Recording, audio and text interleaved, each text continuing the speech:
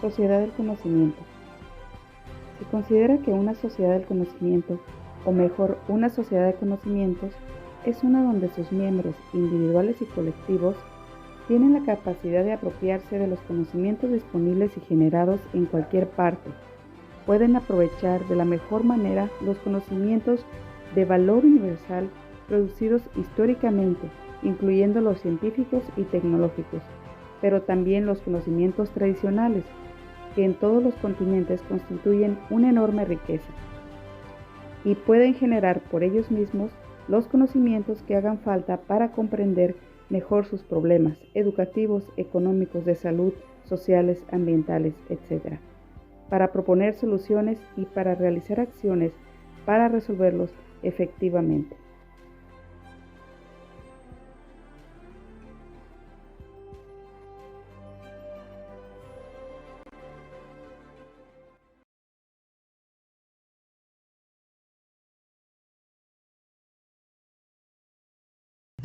Okay. Por ejemplo, para mí esto contigo va a ser una plática. Exactamente, y en este sentido, pues ya te damos la bienvenida al programa. Estamos con la doctora Mónica Beatriz Solís en un programa más de investigación y posgrado coordinado desde la Dirección de Investigación Interdisciplinaria y transmitiendo desde el Facebook Comunicación Radio WAPS, mixxlr.com/WAPS, que es otra plataforma que también nos pueden escuchar, aunque no haya video, y en la radio 1180 AM. Bienvenida, Mónica, estábamos en una pequeña familiar de amigos.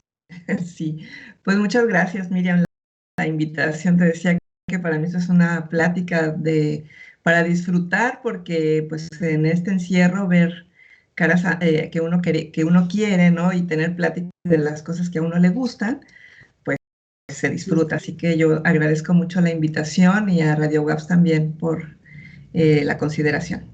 Exacto, saludo a todos los estudiantes de la Universidad Autónoma de Baja California Sur en el Departamento de Humanidades, y pues claro, también a otros egresados que seguramente andan por ahí visitando este canal para verte. La doctora Mónica, entonces les comento, nos va a presentar una plática resultado de un proyecto de investigación interno que trabaja ella, que es sobre la figura del mediador entre ciencias, tecnologías o tecnociencias y las sociedades, a la cual de esto nos va a ir hablando un poco conceptualmente, ¿no? Para llevarnos de la mano.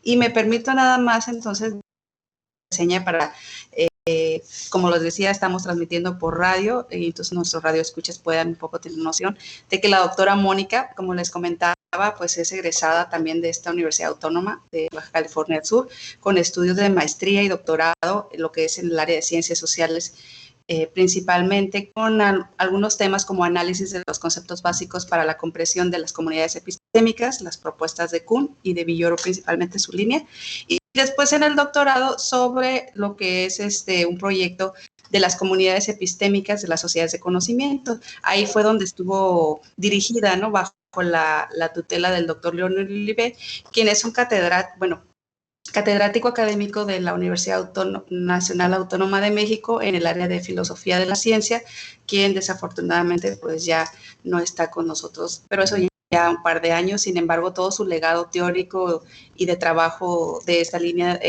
lo y con la de lo que nos va a dar la compañera Mónica, como les decía. El trabajo entonces de Mónica, para irnoslo relatando, es precisamente una de las ideas en la que insistía el doctor Leon Olivet, la del experto mediador, como una figura necesaria en la nueva relación entre ciencia, tecnología, sociedad. Entonces, hacia allá va apuntando esta propuesta, abordando también el problema de la democratización y comunicación de la ciencia y la tecnología. Para ello, la doctora considera entonces 3 apartados de los que nos va a hablar ahorita, que es que se recurre primero a una perspectiva de una filosofía política de la ciencia. En segundo lugar, considerar la apropiación social de la ciencia.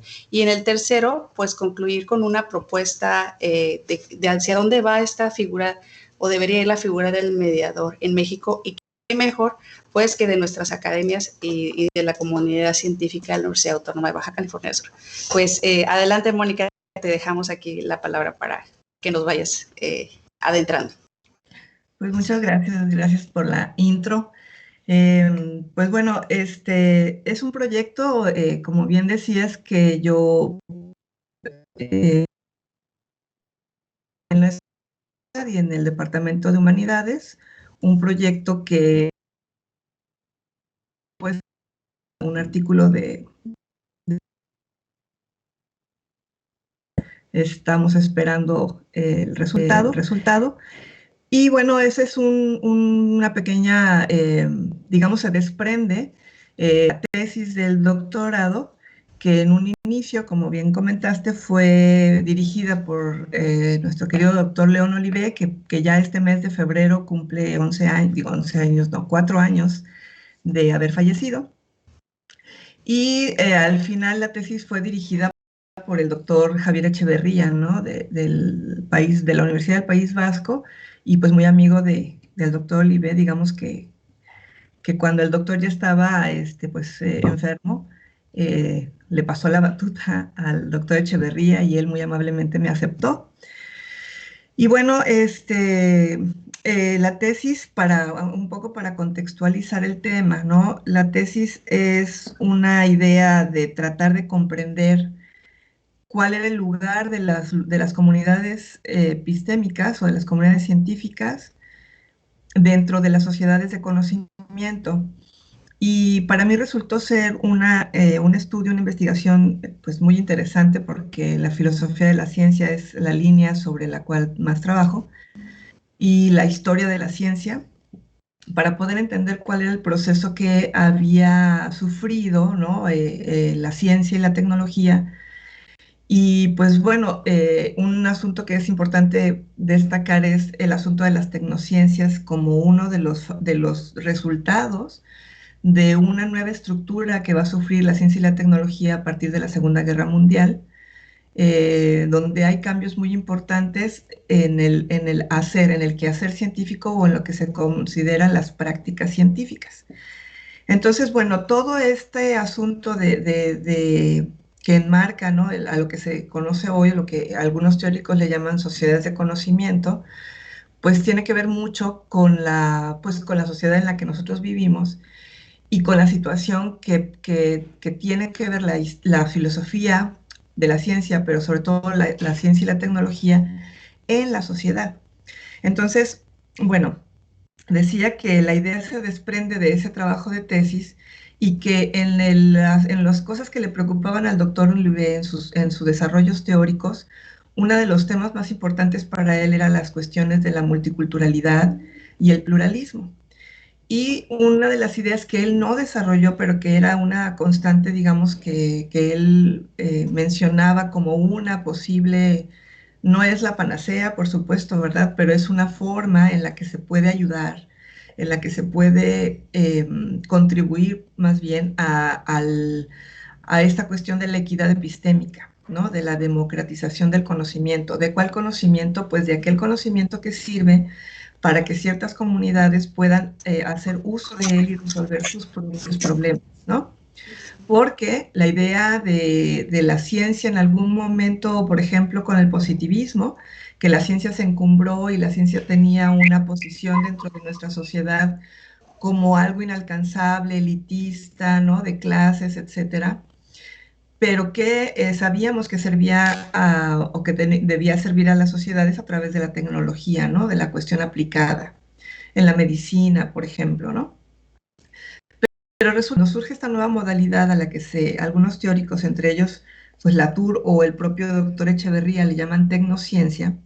Es una nueva modalidad en la que la ciencia está supeditada a la tecnología y que bueno, lo que pasa con ella es que surge como una modalidad en Estados Unidos, por eso también es muy interesante esta analogía, ¿no? Si pensamos en las revoluciones científicas del siglo XVI-XVII, que se dan en Europa con Copérnico, Galileo, Kepler, Newton, bueno, pues es equiparable a lo que se conoce hoy como las revoluciones tecnocientíficas, que se dan en nuestro siglo XX y se dan en Estados Unidos. Y una de las cuestiones importantes aquí va a ser, por ejemplo, lo que también se conoce como la revolución digital, ¿no? En los años 80. Porque la tecnociencia le va a dar más importancia al desarrollo de la tecnología, ¿no? De las nuevas tecnologías. Y en Estados Unidos se da porque, digamos que en lo que se conoce como Vannevar Bush, ¿no? En este periodo de Roosevelt del presidente Roosevelt y con sus asesores, ¿no? Había asesores científicos y crean lo que se conoce como la Oficina de Ciencia y Tecnología. Y entonces ahí con el departamento militar pues se crean grandes proyectos. Y entonces empiezan a crear, por eso se habla de una nueva estructura, ¿no? Porque crean grandes laboratorios para grandes proyectos en los que no solo participan científicos o tecnólogos, sino que también van a participar ingenieros, abogados, o sea, se convierte en una agencia, ya no es un laboratorio, ¿no? Y por eso es que, insisto, ¿no? Es una estructura muy distinta y las prácticas son diferentes y en ese momento los proyectos más importantes son militares, ¿no? Son proyectos militares, por lo tanto, el asunto del financiamiento que siempre ha existido, el financiamiento para la ciencia, ¿no? Desde tiempos muy antiguos, pero en este contexto el financiamiento va a ser del gobierno, pero después, con el tiempo, ¿no? En los años, estamos hablando de la segunda mitad del siglo XX, se va a ir pasando ese financiamiento a manos de las empresas privadas. Entonces, ¿el financiamiento de qué? De ese conocimiento que se genera como tecnocientífico, ¿no? Por ejemplo, pensemos en la biotecnología, ¿no? En la nanotecnología, que son desarrollo de conocimiento específico, ¿no? Aplicado y que va a pasar a manos de empresas privadas. Por eso es que el conocimiento se empieza a privatizar, ¿no? Y esa es una característica muy relevante de esto que se conoce como sociedades de conocimiento. Por tanto, las sociedades más desarrolladas que van a invertir en ciencia y tecnología, pues son aquellos países que es alto inversión y desarrollo en estas áreas, ¿no?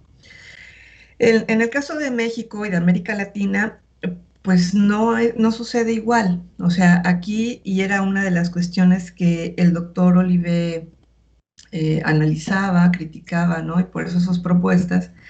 Y es que hay un gran, digamos, grado de exclusión del conocimiento. Sabemos que hay una cuestión que tiene que ver, claro, con el sistema capitalista y todo, pero es que justamente el sistema capitalista está basado en el valor del conocimiento, ¿no? Eso es lo que genera la riqueza en estos tiempos y la tecnología. Entonces, el asunto de la exclusión del conocimiento y de cuál conocimiento, pues de que se debe compartir, al que deben acceder las comunidades, las sociedades, para que puedan aprender y resolver problemas, ¿no?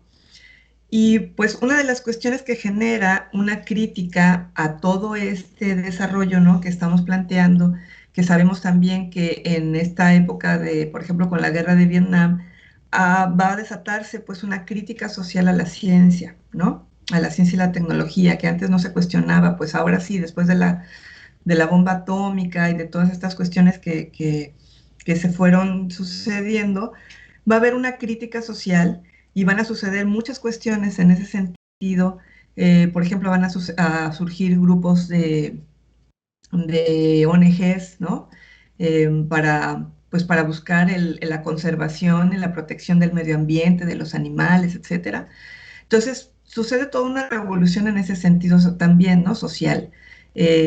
Y bueno, pues una de las cuestiones interesantes ahí es que dentro de la filosofía de la ciencia también va a haber un cambio interesante, un paradigma importante que se rompe. Y una de esas cuestiones es el contexto de descubrimiento, ¿no? Es decir, ver la ciencia no solamente hacia adentro en su parte formal, metodológica o epistemológica, sino también en las cuestiones que constituyen esa construcción del conocimiento y que tienen que ver con lo social, con lo cultural, con lo político, ¿no? Incluso, y hasta con la parte psicológica. Por eso, la historia de la filosofía, la sociología del conocimiento o la sociología de la ciencia y hasta una psicología de la ciencia van a tomar fuerza, ¿no? Impulso, sobre todo a partir de la obra de Kuhn. Y bueno, entonces, un poco digamos, este es el contexto. Y entonces, bueno, esta idea de una figura, de un mediador, el doctor Olivelle habla de experto mediador. A mí la palabra experto mediador me parece como que no me gusta tanto, ¿no? Yo preferiría hablar de un especialista o de un facilitador, ¿no? Es una figura que pretende ser un puente, aunque tiene es direccional, bidireccional, un puente entre las sociedades o comunidades y las instituciones que desarrollan ciencia y tecnología.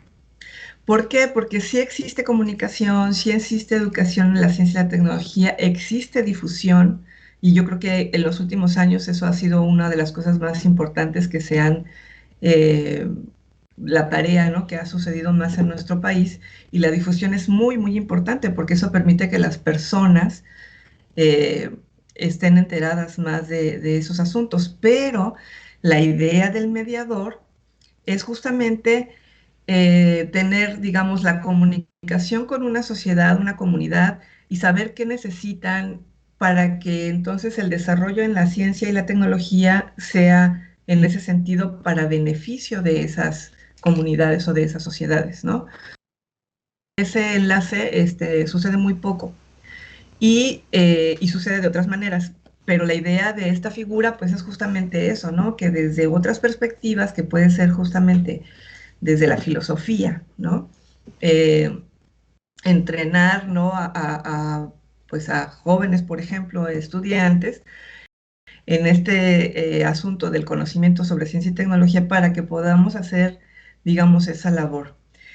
Bueno, esa es la idea, ¿no? Con este proyecto en el que un poco esto que les he platicado es lo que pretende explicar sobre el proyecto del mediador, ¿no? Como esta figura de, que hace comunicación de va y viene, ¿no? Entre unos y otros. Ahora, no es tan sencillo, ¿verdad? Porque como buena filósofa, pues sí, sí me gusta, un poco somos idealistas, pero ¿qué si no, verdad? Como decía Galeano, las utopías son las que nos van moviendo. Entonces, a mí me parece que no es tan sencillo, o sea, lo tengo claro porque también es muy importante y es necesario que en nuestro país sucedan cosas como se han desarrollado en otros países, que es crear una cultura en ciencia y tecnología, ¿no? Es decir, las personas, todas las personas, ¿no? El común eh, de nosotros, ¿no? Las sociedades en lo cotidiano, pues debe haber una manera en la que podamos relacionarnos mejor con ese tipo de conocimiento, porque tú podrías decir, oye, pero si ahora nada más te metes a la red y puedes encontrar mucha información, pues sí, eso, es información que no es conocimiento y que no sabemos utilizarla tampoco, ¿no? Entonces, eso es muy importante, ¿no? Por otro lado, para que esto también suceda, tiene que haber más participación ciudadana, ¿no? Más participación en todas las esferas sociales, ¿no? Desde el gobierno, las empresas, las instituciones, las escuelas y las personas comunes, ¿no? Porque si no participamos en cualquier actividad que tenga que ver con nuestro país, pues entonces vamos a seguir teniendo los problemas que tenemos ahora, ¿no? Y en el caso de la ciencia y la tecnología, pues la participación ciudadana también es muy importante. ¿Y ahí cómo sería? Una de las cosas que el doctor Olivet y otros filósofos han expresado es que desde que nace este nuevo formato de la ciencia y la tecnología que les platicaba, ¿no? Que tiene esta figura en Estados Unidos y que se replica en otros países como el nuestro, que tenemos el CONACYT, ¿no? Pero hay grandes diferencias en el sentido de que la asesoría en ciencia y tecnología políticamente allá tiene un peso muy importante. Bueno, quizá con Trump no la tenía tanto, ¿verdad? Pero en general, en ese gobierno sí, en ese país. Y en nuestro país, pues falta todavía tomar en cuenta más este sector y darle un mayor presupuesto, ¿no? Sabemos el presupuesto que se le da a ciencia y tecnología es menor a 1, a punto 1, y pues eso no es suficiente para desarrollar, ni para crear, ni para incentivar, ni para muchas cosas que son importantes y son necesarias. Esa es una cuestión que tiene que ver justo con la política, ¿no? Pero la cuestión de la participación también, y decía yo que en ese modelo que se creó, el modelo de la ciencia es lineal, es decir, está lo que ellos llaman y lo que se conoce como el I más D más I, ¿no? La investigación más desarrollo y ahora con innovación, pero está en forma lineal, es decir, están las ingenierías, la ciencia aplicada, la tecnología, y al final le llega a la sociedad, pero ya como una cuestión, como un producto, digamos, ¿no? Que para poder utilizar. Y lo que propone, o lo que ha propuesto el doctor Olivé, por ejemplo, es que debe haber un modelo más integral, que no sea lineal, sino que sea, digamos, en el que circulen entre todos esos factores y donde la sociedad intervenga a partir de representantes, ¿no? En la toma de decisiones y en las discusiones de qué es lo importante en la ciencia y en la tecnología, qué es lo importante que a las personas necesitan y qué no, porque también es una cuestión de ética, ¿no? Es una cuestión muy importante de ética y de responsabilidad con el medio ambiente. Entonces, por eso se ha pensado desde la filosofía de la ciencia, ¿no? Que es muy importante que haya una participación de no solo de los científicos, ¿no? Ni de los empresarios, sino que deben intervenir otros sectores de la sociedad. Entonces, claro, si uno se pone a pensar en la realidad o en nuestro país, pues eso parecería todavía más complicado, ¿no? Pero yo creo que en la medida en que las personas eh, tiendan a participar como se participa en otros aspectos importantes de nuestra vida social, pues esto se tiene que ir dando como se ha dado en otros países, ¿no?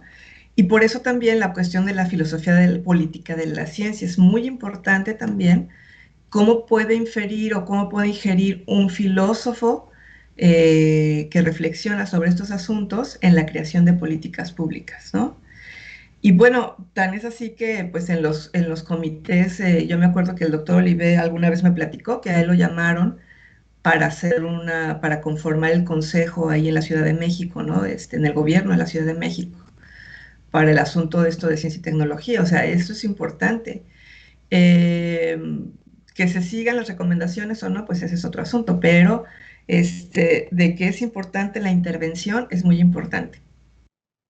Y otra cosa que a mí me gustaría resaltar en este sentido y platicar contigo es que a partir de toda esa crisis, o sea, esa crítica que se le hizo a la ciencia, ¿no? Y que empezaron a suceder otras, digamos que la ciencia perdió su lugar, eh, pues digamos, en su estandarte, ¿no? Aparecieron nuevas alternativas de análisis de la realidad.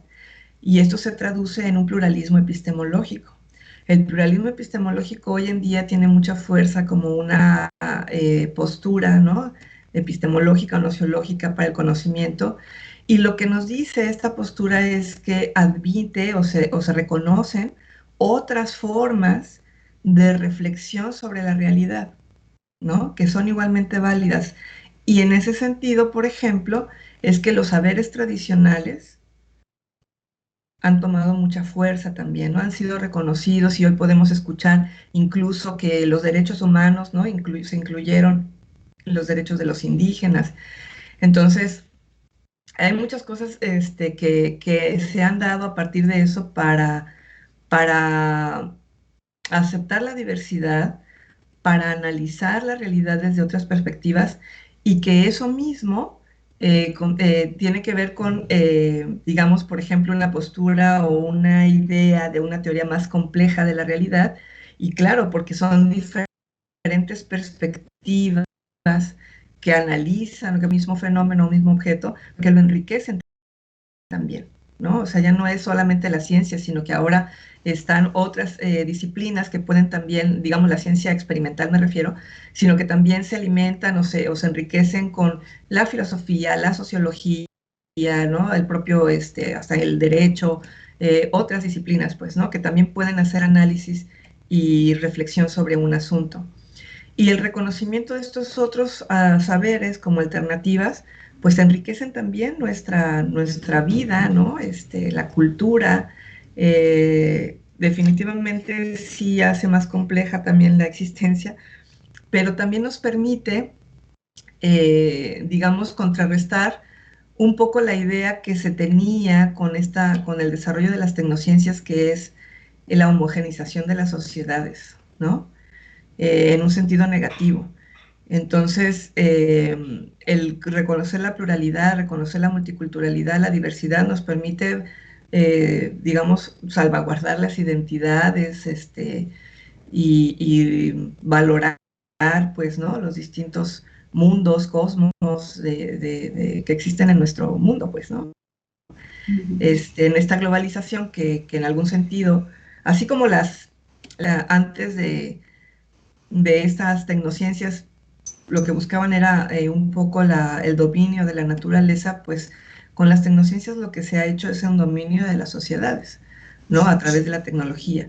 Y un poco lo que se busca a través de estas reflexiones es que, pues bueno, sí, todo, buscar el equilibrio, digamos, ¿no? En el sentido aristotélico, ¿no? Un término, sí, las tecnologías son muy buenas para muchas cosas, nos ayudan, por ejemplo, en adelantos de la medicina, etcétera, pero también hay otras cuestiones que no son tan buenas, ¿no? No son tan benéficas en lo social, entonces el aspecto ético tiene ahí también una relevancia, pues, muy importante. Ujú.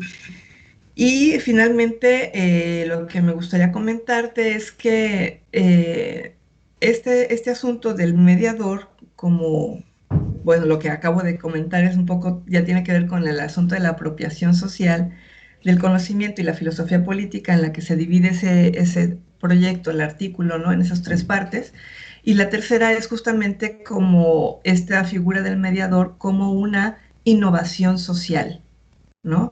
Es una forma de innovar socialmente, porque las innovaciones no solamente son tecnológicas, sino existen distintas formas de innovar, y la innovación tiene que ver con la práctica, con que suceda algo, con que haya un resultado. Entonces, digamos que sería en ese sentido una innovación social de una práctica tecnocientífica, e institucional en un sentido proactivo. O sea, de poner en marcha, de poner en práctica esta idea de un mediador, ¿no? De un puente entre distintas sociedades o comunidades y las instituciones que generan ciencia y tecnología. Y fíjate que es interesante porque en La Paz, en nuestra ciudad, justamente para mí es como una oportunidad para es un pequeño laboratorio, digamos, ¿no? O una pequeña forma o una manera en la que podría realizarse pues esta práctica, porque tenemos muchas instituciones de investigación y de educación en un lugar tan pequeño como el nuestro. Entonces, eso por un lado, y por otro lado, en nuestro querido programa de investigación de posgrado en siglo, se hace de alguna manera. O sea, hay muchas investigaciones de los estudiantes, ¿no? Que buscan reconocer, valorar, ¿no? El conocimiento de algunas comunidades, por ejemplo, las pesqueras, ¿no? Pero también como que en ese sentido, ahí me parece que decirlo también es una oportunidad de generar este tipo de figuras, ¿no? Como una función que podría ayudar también pues, a beneficiar, pues, a las sociedades y comunidades del conocimiento de la ciencia y la tecnología. Entonces, bueno, pues de eso trata ese proyecto. Este es un proyecto que necesita trabajo, porque te podría decir que una de las cosas que yo necesito ver, o que necesito seguir trabajando, es de cuáles son las características de un mediador. O sea, esas no las he desarrollado. Ahí lo que te puedo decir es que tiene que ser una persona de mucha voluntad, una persona que sepa escuchar, una persona que tenga buen trato, voluntad de participar, imparcial, sin protagonismo, ¿no? Pero al mismo tiempo capaz de ponerse en el lugar de los otros, con habilidades comunicativas, con una capacidad de confidencialidad, ¿no? Esos serían algunos rasgos, ¿no?, que puedo destacar. Hay una investigación por ahí que habla de algunas tipologías de mediadores. Eh, una, una tesis que me encontré de Fernández Polush, que por cierto me puse en contacto con esta persona que trabaja en la ONU, pero él ya no siguió trabajando con el tema, ¿no? Entonces, también, digamos, teóricamente, pues es un tema para trabajar, ¿no? Pero prácticamente es algo que que sería interesante, ¿no? Incluso que la institución, la UAPS, se pudiera trabajar, pero bueno, en fin, de eso trata este proyecto. No, Mira, pues todo muy interesante. Las aportaciones conceptuales que nos dabas, porque obviamente esto de la filosofía de la ciencia, pues tiene todo, hasta es una materia, ¿no? Y creo que tú has impartido eso.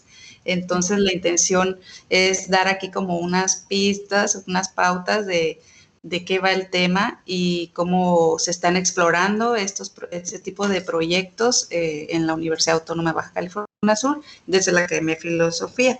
Yo nada más, pues, para seguir reflexionando sobre lo que nos dice la doctora Mónica, creo que sí se ve muy clara el aporte de la revisión histórica que hace el doctor León Olivé, porque tenemos que mirar cómo ha sido el desarrollo de la ciencia y sus intenciones desde un principio, que no es la intención tampoco aquí hacer un juicio, ¿no? Eran comunidades de su tiempo. Pero entonces me llevó al momento de, claro, cuando habla de la importancia central de cómo nos vamos, cómo en estos cambios históricos nos hemos ido apropiando del conocimiento, bueno, generando conocimiento, no solo información, luego apropiándonos, pero ¿de qué manera? Entonces me remití a que, claro, si antes la invención más importante fue la tinta, ¿no? Y todo lo que se pudo desarrollar, ideas y el conocimiento que ya estaba ahí, como una manifestación artística, después plasmarlo en tantos escritos y manuscritos. Pero lo que le entiendo es que el hoyo en el que cayó estas sociedades del conocimiento que empezaban es en este tema tan importante que siempre se discute, es la rapidez, porque lo importante es que todo vaya más rápido. Y ahora tenemos, entonces mejor, para los que están escuchando, un grabador de voz, ¿verdad? Y ya me escribe mi reflexión. A lo mejor lo que dice el doctor por ahí en una cita, dice, la sociedad del conocimiento no se reduce a las tecnologías de la información, ni puede lograrse con más celulares, computadores y conexiones a Internet. Se basa, en cambio, en la educación de las personas y en el establecimiento de las condiciones adecuadas para que generen nuevo conocimiento que permita el desarrollo de sus capacidades, así como la solución de problemas. Creo que la tesis, cuando habla de ser pluralistas o democratizar el conocimiento, no es más que la intención de él llevarnos verdaderamente a un cambio social y ambiental, porque el haber desarrollo tecnológico y cada vez más rápido no significa que estemos generando ni más derechos sociales, ni más derechos ambientales, o lo peor aún, ¿no? Ni más acercamiento con las comunidades rurales o grupos urbanos vulnerables que tanto están demandando una igualdad y una distribución mejor de la riqueza. Ha sido el efecto contrario. Lejos de tener una distribución de todos estos valores, en sentido ético, que decíamos con la doctora Senorina, pues no veo que él decía, no estoy viendo ese cambio del siglo XX pues tan prometido, ¿no? Sino como un estancamiento. Afortunadamente, lo que plantea, pues como dice Mónica, están estos espacios universitarios, creo que siempre ha sido como el grito desesperado de todos estos siglos, pero en la universidad hay grupos de trabajo, pero en la universidad los investigadores sí están saliendo con sus proyectos gestionados a comunidades pesqueras, a intentar, ¿no?, con las ONG, alianzas, y creo que esa es la potencia de estos tipos de mediadores que se pueden formar dentro de estos espacios de investigación, cuerpos académicos o laboratorios en estudiantes de los que están en las otras áreas, con tanta necesidad que tienen de, ahora sí, desarrollar de verdad conocimiento. La cosa es, el otro problema que comenta el doctor, claro, es el financiamiento, ¿no? Que ahí es donde también están los cuellos de botella, para que más estudiantes de verdad estén siendo creadores, ¿no? No solamente estudiantes en su salón de clases, pero bueno, creo que lo importante es antes de tantos pasos, como dices tú, es también generar, pero para quién y por qué, ¿no? Y ahí es donde entra qué es lo que nos habla lo de afuera, los derechos de la naturaleza y la sociedad, principalmente, ¿no? Y ahorita, por ejemplo, ayer en unas, no sé qué te parece, para cerrar con lo que pasa ahorita y hacia dónde va nuestra sociedad del conocimiento, en unas conferencias, como comentaban, bueno, que de lo que se podía decir es que lo que está dejando esto es que en poco tiempo se están creando vacunas, ¿no? Lo que a lo mejor en otro momento no se había desarrollado ni se había, y nos habíamos tardado, ¿no? Claro, llegó en un punto crítico, pero qué interesante que sí hay una reacción, ¿no? Obviamente, no por menos la emergencia, pero es importante que entonces sí, claro que también se está hablando de una demanda de que estamos necesitando entonces más espacios para que sí se estén desarrollando vacunas, ¿no? Que nos anticipen a otras situaciones. Pero en ese sentido, ¿qué piensas tú con esta etapa para cerrar en términos de a dónde vamos como sociedad del conocimiento ante esas emergencias? Fíjate que al doctor, bueno, a muchos filósofos no les gusta el término de filosofía del conocimiento, primero porque dicen que en realidad, explican, ¿no? Que en realidad todas las sociedades han sido sociedades de conocimiento, ¿no? Por eso se han desarrollado. Y porque el término surge, el concepto pues de sociedad de conocimiento surge desde una perspectiva económica o del conocimiento, sí, de estudios económicos y administrativos. Entonces, pues bueno, se denomina así por esta idea, ¿no?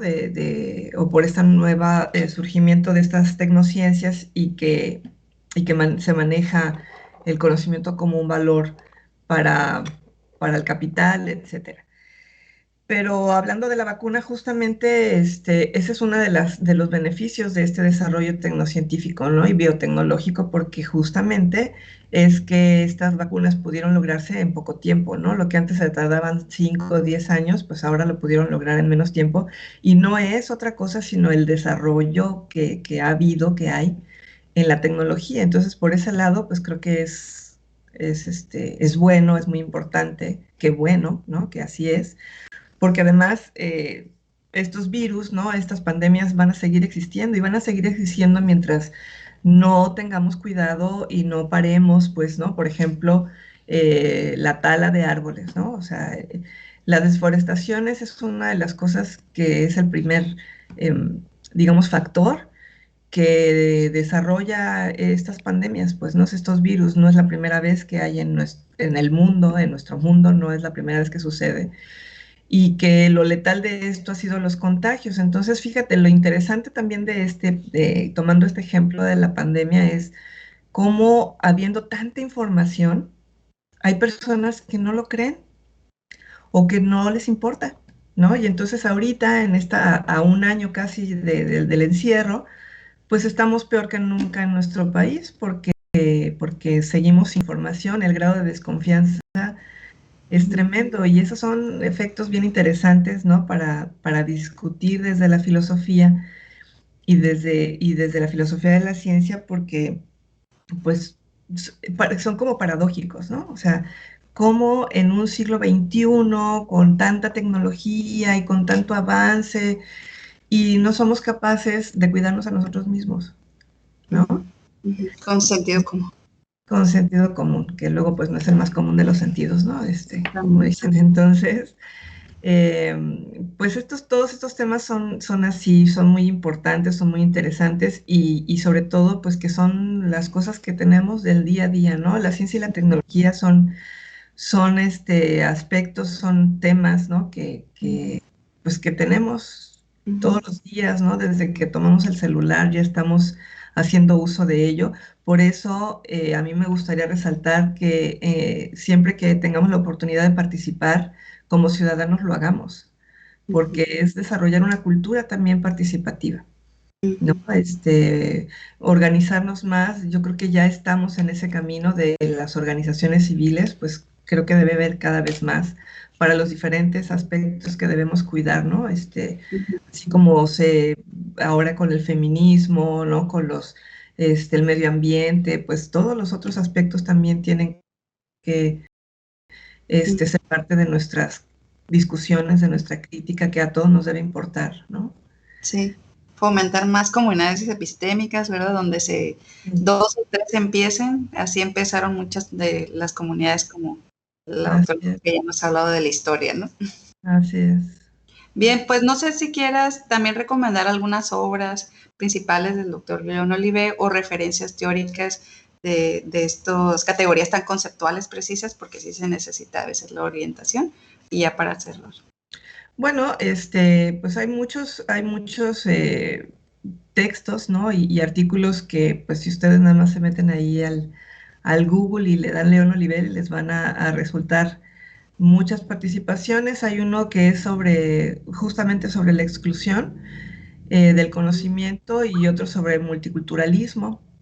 Pero el doctor Echeverría también tiene unos textos muy interesantes que se llama así La Revolución Tecnocientífica, que es uno de sus textos más importantes para entender esto de cómo es que cambió o cómo surge la tecnociencia.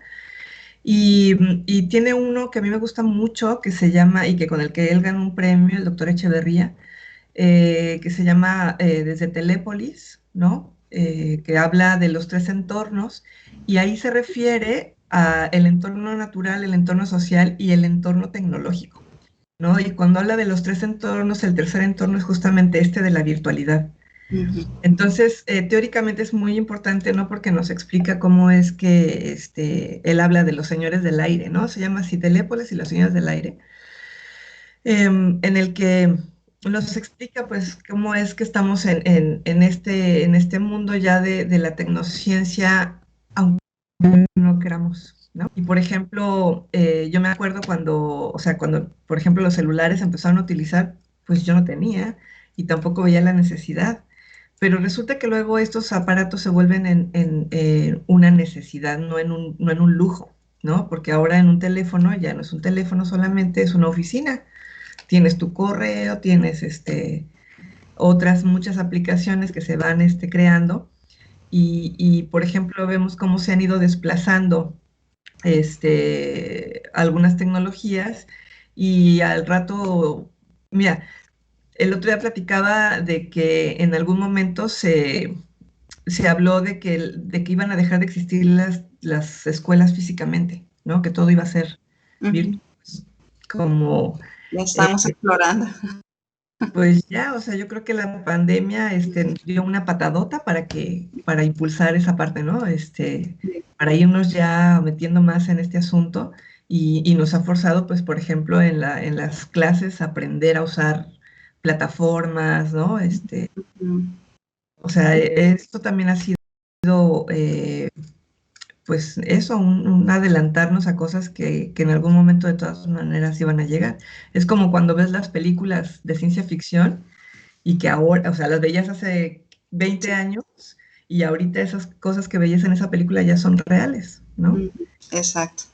Y otra vez como parece que hay un debate, ¿no? Entre que si es una situación de pandemia de llevarnos a una pausa y un momento lento, pero yo en realidad cada vez creo que sigue siendo esta tecnociencia de la rapidez, llevarnos a la rapidez de la vida, ¿no? Porque aquí nos conectamos, amablemente nos dio esta mañana, pues Mónica, por ejemplo, y ya rapidito ya construimos esto, pero bueno, aquí dentro también, aunque la tecnociencia nos es la herramienta, la voz y la palabra está generándose, espero y que así lo hayan sentido los demás, bajo conciencia, ¿no? Y unas ganas de debatir y fomentar el juicio, como decíamos con la señorina, hacia conductas así humanas más pensantes, ¿no? Exacto, o sea, de lo que se trata y es lo que hace la filosofía, o sea, es hacer una reflexión sobre estos aspectos, en este caso de la ciencia y la tecnología, pero para ver justamente hasta dónde, por eso nace la bioética también, ¿no? ¿Cuáles son los límites que debe tener en su desarrollo? Y nosotros no solamente, o sea, debemos procurar, por eso insisto en que el simple ciudadano también puede cuestionar, ¿no? O sea, no necesitas tener grandes estudios ni nada de eso para darte cuenta cuando algo no está bien. Y la ciencia, no porque sea ciencia, todo lo que hace está bien, ¿no? Y nosotros somos quienes tenemos que poner límites, ¿no? Como sociedad. Por eso es muy importante nuestra participación para seguirnos eh, cuidando, como seres humanos, ¿no? Y cuidando, pues que las cosas humanas sigan siendo así, ¿no? Ujú. Y pues bueno, a mí me parece que es muy importante y te agradezco mucho el espacio para platicar de estas cuestiones, que espero pues haya sido un poco un aporte, que les haya interesado, y yo con todo gusto, quien tenga ganas de platicar sobre esto más, pues Sí, mi déjame. correo Ajá. institucional mramirez@waps.mx. Y pues nada, muchas gracias a quienes nos han escuchado y gracias a Radio WAPS, gracias a ti, Miriam, muy contenta.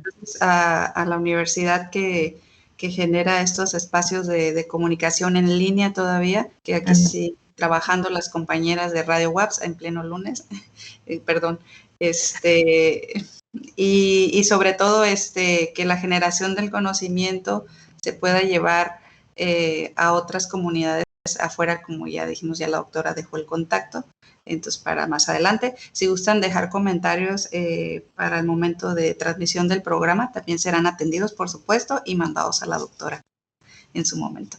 Pues buenas, pues me despido aquí, ya sin más por el momento, y agradecemos otra vez también la coordinación de creación interdisciplinaria y posgrado, quien es el espacio, ¿no?, donde acuerpa todos estos registros de proyectos de investigación en la universidad que están disponibles también, por supuesto, para sus resultados y productos, ¿no? Algunos terminan en libros, otros en artículos, otros en lo experimental, obviamente, en las comunidades, y que también por ahí se puede proporcionar información más adelante.